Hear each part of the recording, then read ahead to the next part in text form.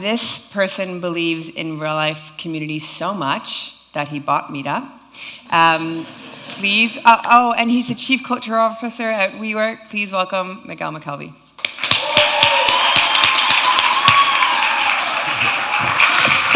Welcome. This chair feels a little small for you. You can get rid of that pillow. But every chair. Yeah. It's okay. Okay, so what should we talk about? I'm just kidding, I have questions. Oh, good. I got nervous for a second. Okay, so how many of you have heard of the podcast called How I Built This? Yeah, okay. How many of you have listened to Miguel on How I Built This?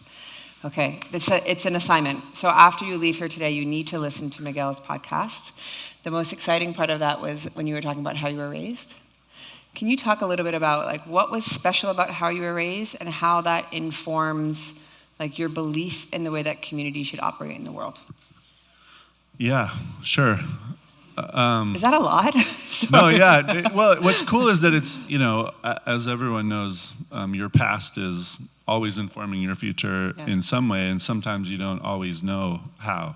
Yeah. And my mom was in town 2 weeks ago and there were a lot of things that were like legend in a way, and I was like, if I'm saying these things publicly about the way, I should find out like what are the real details of it. And so I spent a lot of time. I actually recorded a bunch of conversations with her. Does she still live in Eugene? Yeah, she's still in Eugene,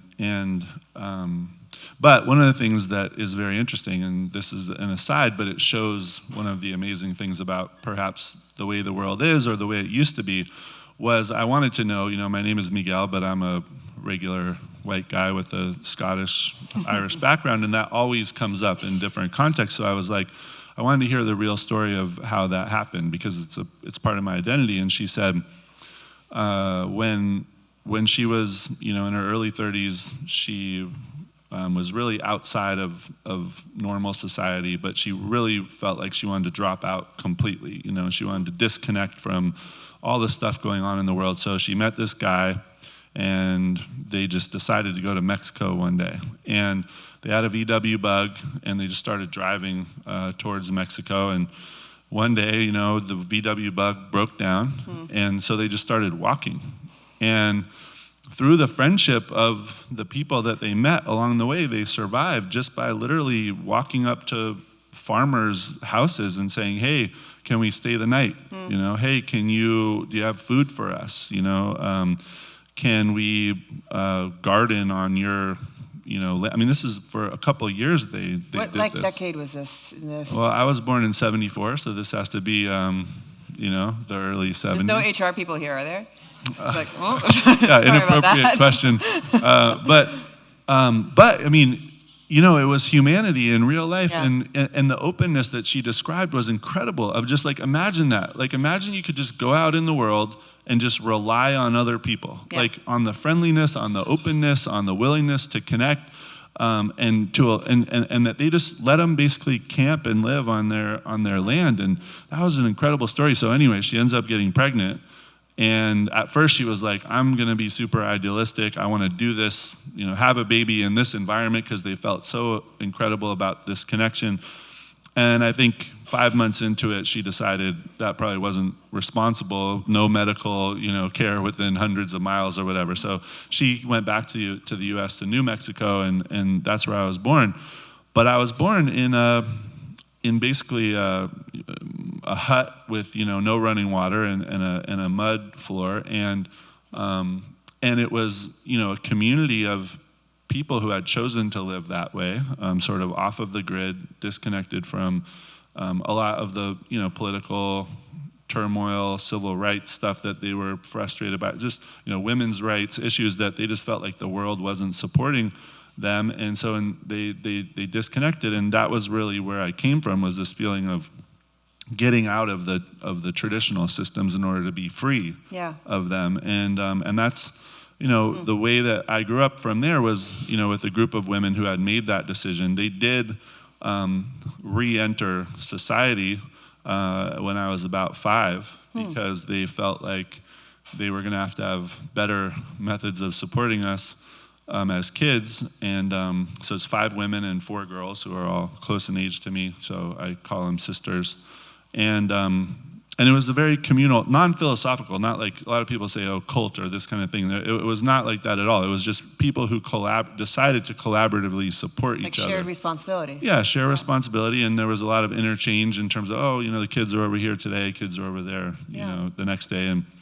And that became my family. It wasn't biological association. It was purely by choice. It was by common interest, by alignment and values. And when did you realize that was different?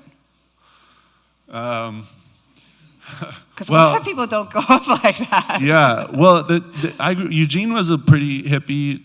There was it's like half and half, like a lot of places, America, I guess. It's like half of the town you could say was more conservative, and there was a half that was very liberal. And so I had like friends who had funny names like me, so it felt some comfort with that. But I think when I really felt it, for anyone who grew up, without much money. I remember I went over to someone's house and I went in the bathroom and they had like matching towels. That is revolutionary. Yeah. Like, all of my towels growing up had holes in them, and you had to position them in a way where you were like still warm, which is not easy. For me, everything was secondhand. Literally, so it was all a hodgepodge. All my clothes, all the towels, like everything I had growing up was secondhand, from Goodwill.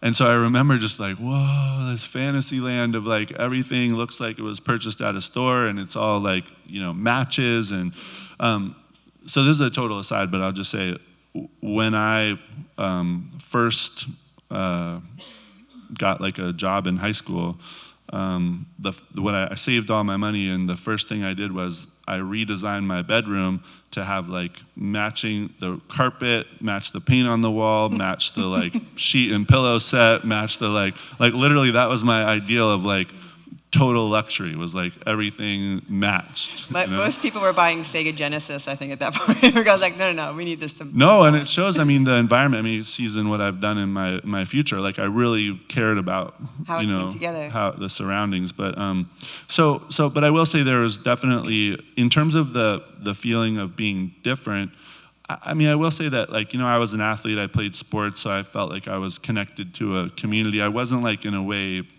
I never felt disconnected. I felt more disconnected by being poorer than other people than I ever did by being like sort of different from a family perspective. I think I feel like the world's been open to me from that way. I've never felt like shamed or something because like, oh wow, your parents are weird, Yeah. Which is great. It shows that people are accepting of alternatives. And open. And so can you explain a little bit to this group? I'm sure that most of you know what WeWork is, but can you just explain it so that we can then get into how that informs WeWork?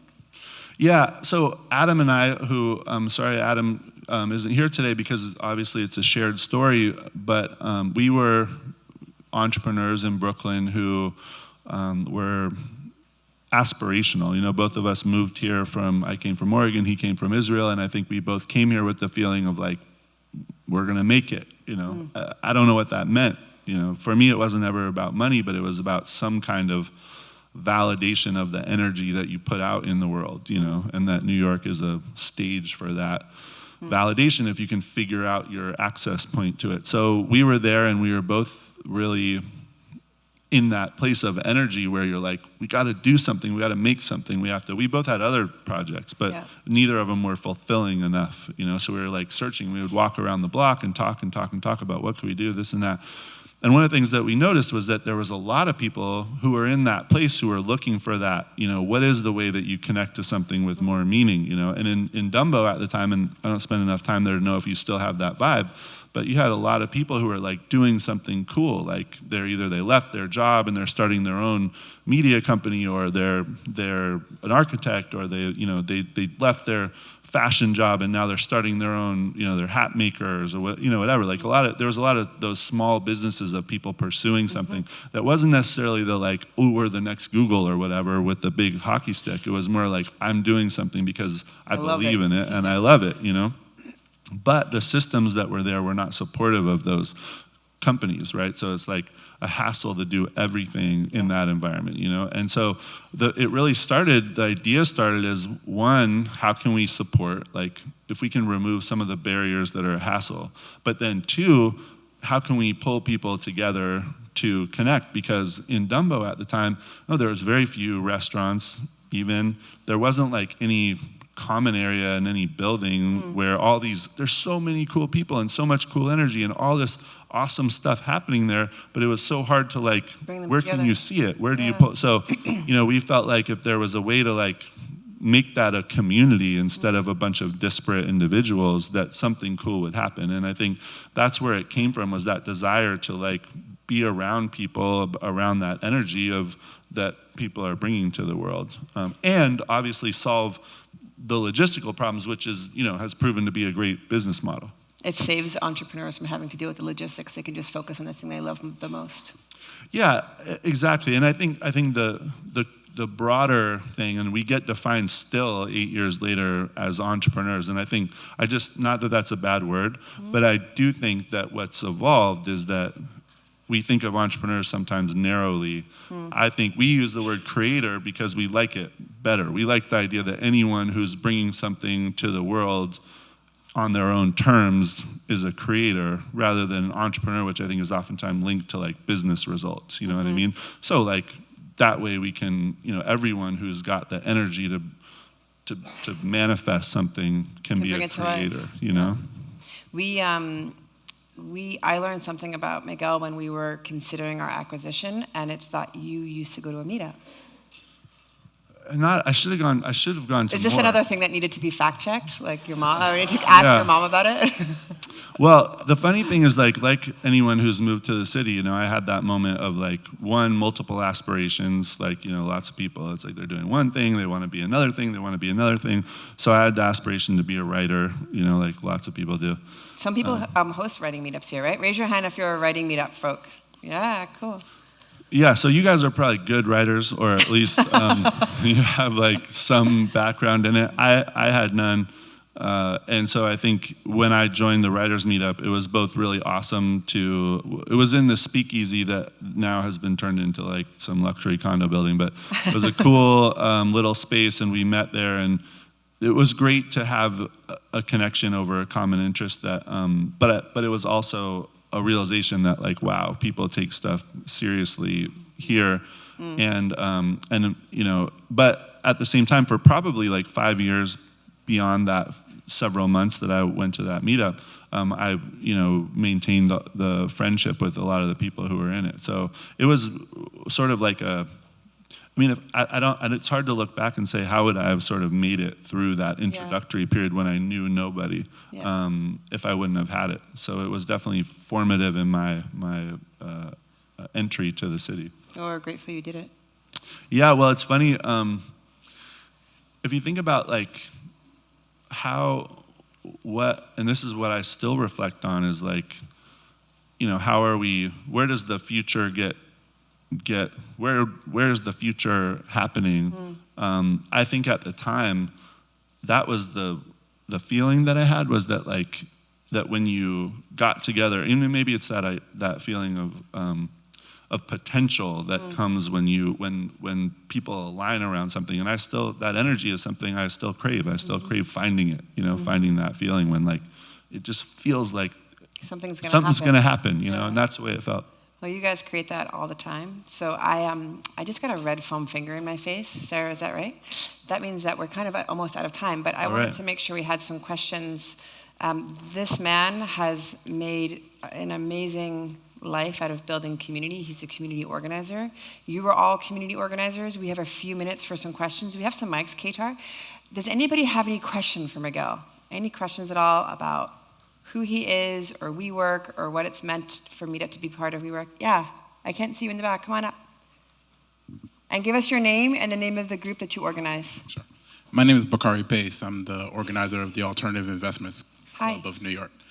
I wanted to ask, just from an investment standpoint, could you talk a little bit about the acquisition and why you chose to do it? Well, I think that's a great question, because the idea that, we're one of the most successfully funded, invested companies, in these times, right? So to say that there's like people who have put billions of dollars, and our investors are like the top banks and investors in the world. And I think that's a great signal to the world that this is the future, right? That people believe that the importance of connecting in real life with real people is worth $4 billion of investment. That's a great validation, and I think hopefully it leads to other companies who have a similar premise being invested in, and that's a great thing if we can continue to prove it. And of course, for our own ability to invest in Meetup and other companies, like that's a great signal to the world that this is where it's at. That it matters. Yeah, that it matters, and that it deserves to be funded by the institutions of the world. That's cool. For sure. Okay, we'll have time for 2 more. Hi. Hi, my name is Yolanda, and I host a book club, but my question's not actually about my host Meetup. a book club? Book club in San Diego. But I actually work in commercial real estate, and I recently went to a work conference where a significant portion of the disruptive real estate section was spent talking about WeWork. So I think that's really interesting, what you guys are doing in the way you're using, institutional investments, but to kind of work against the commercial real estate industry in terms of office space. So I just wondered if you had any sort of comment on that, or if there's anything in, particularly targeting the commercial real estate industry in your goals. Yeah, we're looking to empower humans, and real estate historically has not been looking to empower humans, right? It's been the opposite. Like, it's a really weird place to be in the world, because if you think about it, it's like the landlords, the owners have all the power, but they have no reason to treat their customers well. It's one of the few businesses in the world where it's like they don't give a shit about their customers, right? And they don't have any interest in like investing in their spaces and making them right for, people's lives and what they need in their souls. And yet we all spend, the majority of our lives inside of buildings. So it's this totally messed up situation. And so I think for us, it was like just pure intuition to be like, if people are going to spend 8, 10, 12, 14, 16 hours a day inside of a building, they deserve to be served by that building with at least the care and respect of trying to make a place that's like right for humanity. And so that's that's our disruption. It's whatever financial model works behind that. It's lucky that we've got it, because it's all in service to humanity and to the potential of, much of the spaces that we create are in order to empower human connection, and that's what our teams work on every day. Is how do we encourage that? How do we create warmth and vibe and spirit and make something that is right for people? So I get pretty frustrated by that topic. I think it's great that people are following us and copying us and being inspired by us and think that we disrupted stuff, because that means that they're going to do something better. But I also get frustrated by the fact that it needs to be disrupted, because what's wrong with you if you make these horrible places and you think that it's right to put people inside them, And charge them a fortune. Yeah, exactly. Top of it. Exactly. Okay, 2 more questions. Bree. Hi, I'm Bree. I'm the founder of the Slap Collective. Hi. Thank you for taking part in our summit, by the way. Thank you for having me. My question is, if you were to start your own meetup, what would it be, and what would the brief description of that be also? Good question. Yeah. I've been thinking about it a lot, because I'm trying, to be honest, I've been a little bit busy in the last but I feel now I'm feeling like I have time, and I'm also I'm less engaged in the like what has to get done tomorrow, and more of like what does the future look like. That's fun. So I've been trying to craft that in my mind, and I don't know, I don't have the words yet, but I really would like to be involved in a process of trying to envision what does 5 years from now look like, and what is the formation of all this energy that we feel. What does it look like 5 years from now? And I link that to like my mom and her friends. They were like, and this is going back now 35 years. They were at that time already buying groceries from the co-op, drinking organic juice. Like, they were eating tofu and tempeh and all this like weird shit that like now has become completely mainstream, right? And so what are the things now that we can see, the change, the evolution, how do they manifest in a much bigger way? What will that look like? What are the things that are emerging that are going to form the future? And I would love to figure out how to discuss that in like a structured, proactive way, because I'm struggling with it myself, and I'm so curious. So I don't know what that meetup would be called. It's like, I don't know, envision the future, imagine the future, believe in the future. Miguel has this, at one point during the summit, which is WeWork's internal conference. It's not a conference, it's like this epic gathering of really excited human beings. But you said something about operationalizing love, and I was like, wow, that's crazy. So I hope you get to do that. Yeah, we're doing it. Okay, good. I wish that we could stay here forever. Thank you, Miguel. Thank you. It was great. Thank you.